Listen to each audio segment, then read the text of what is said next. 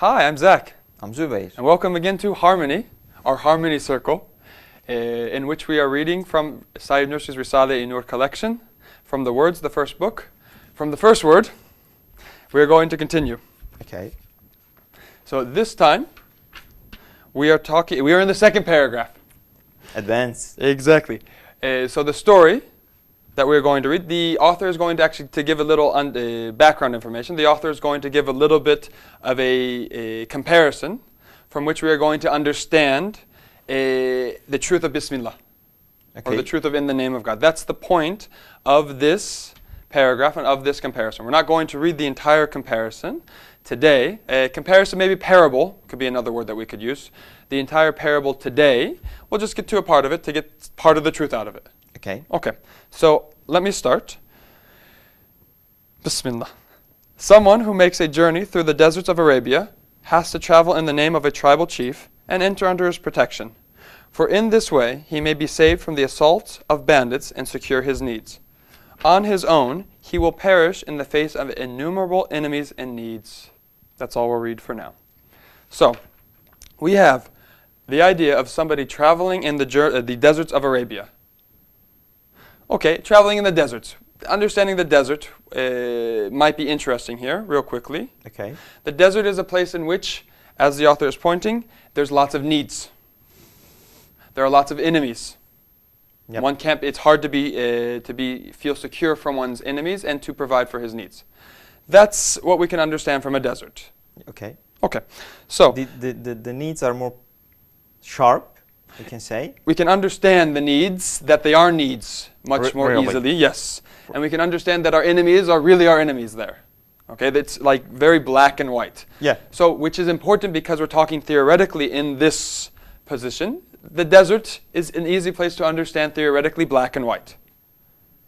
So yes, though the world might have shades of gray in it, to understand reality we do have to speak in black and white. That's an interesting point that the author is doing here, why we are in the desert. Okay. For this. So yes, we're speaking theoretically. Yes, the world has black and white and shades of gray in it. But to understand the reality, let's go with this example. All right. So, in the traveling through the desert, one has to travel in the name of a tribal chief and enter under his protection. Why? So that he may be saved from the assaults of bandits and secure his needs. Because on his own, he will face innumerable enemies and needs. Wait a second. Last time we talked about infinity, Okay. Supply and demand. In modern economics, that yes, although there are finite resources, there is an infinite amount of demand.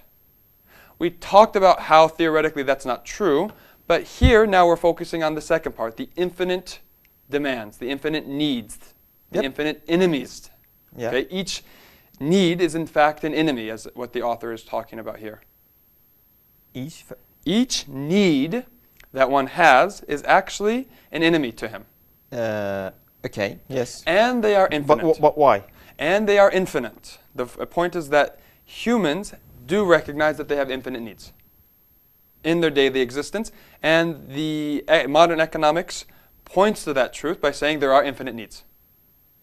Infinite demand is how it uses it, infinite demand. Okay. Okay, so that's something that we recognize from a reality. So let's understand that. Okay. How is everything an infinite need? How is everything an enemy? How can everything be an enemy to me? Because if there are infinite enemies, it means that you are my enemy. It means this tea is my enemy. Am I? Well, Is it? Are you? Yes. How? Why? I thought we have a friendly relationship. That's the key. We have a friendly relationship. I love you. I love this tea. And love makes them your enemy. Doesn't it? Nope. Think about if I were upon death, I lose you forever. You are my source, this tea is my source of mercy, of love, of friendship, of compassion. Happiness. Of happiness. You are my source of happiness. Sad. Sad for you. But Sad. and you lose it. It's sad for me because I lose my source of happiness. It's more easily seen in maybe if one has a child. Yeah. Okay, when one loses his child, that's why it's a much stronger example. But it's the same for everything. You are a source of happiness for me. If I lose you, you are an infinite source of unhappiness. Then don't finish that tea. Exactly.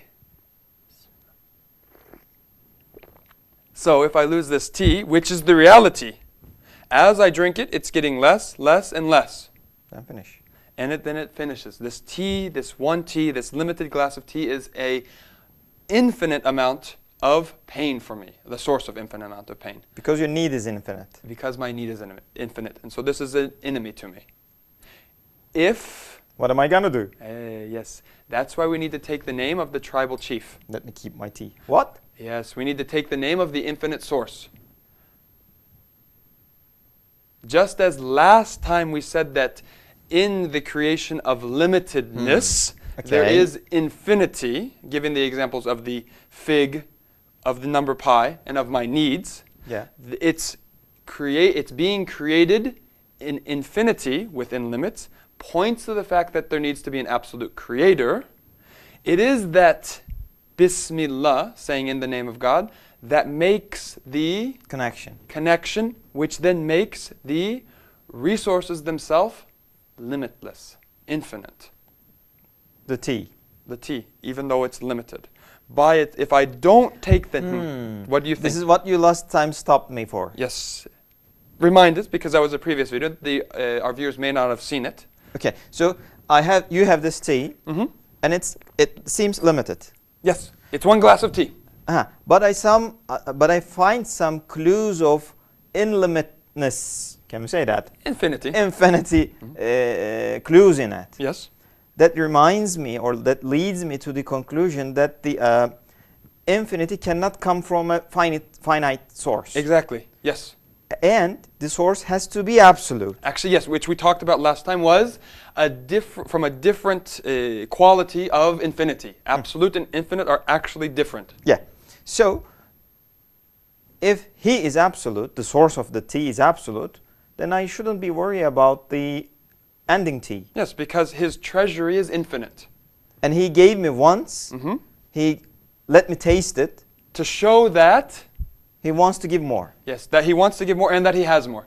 He has more, yeah. Actually, my desire for infinite tea, since I'm not the creator of my desires, of my wants, of anything, I'm not the source of them, I only experience them, I only witness them. Yep. That, since he created that desire, it's to show that I have the infinite source.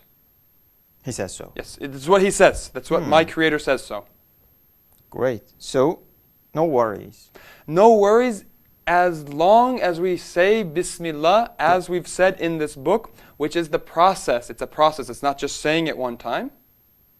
It's not a procedure, right? We're starting on the path of Bismillah. Because the path is infinite. It never ends.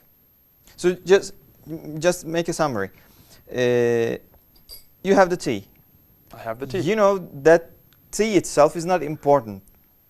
It comes from the absolute source, and it has a kind of representative of the absolute mercy. Yes, it is a representative, an example of the absolute mercy of its creator. If I stuck on that, if I get stuck on itself, if I say that the mercy is part of the tea itself, okay, to say it in a more easy way to understand. If I think that the mercy is from the tea itself, from the one glass of tea itself, then what happens?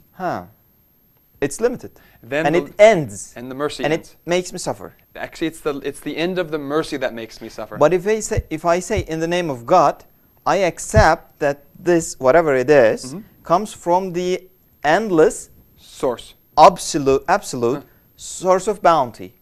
Exactly. So it doesn't matter this particular glass of tea is endless or not. Yeah. I know the source is absolute. Yes. Its meaning is endless. Too. Because even though it's one glass of tea, the meaning behind the tea, that is mercy, is endless. Wow. Can I say also the tea is going to be endless if he wants? The meaning of the tea is endless. The mercy. The mercy is endless. But I want the tea.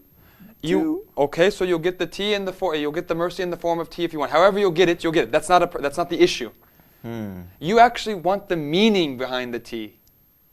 That's what we want. Remember, we're talking about in this, we want to understand Wow. Bismillah. Yep. The meaning is important. The meaning of tea is mercy, among other things, and that's what I want.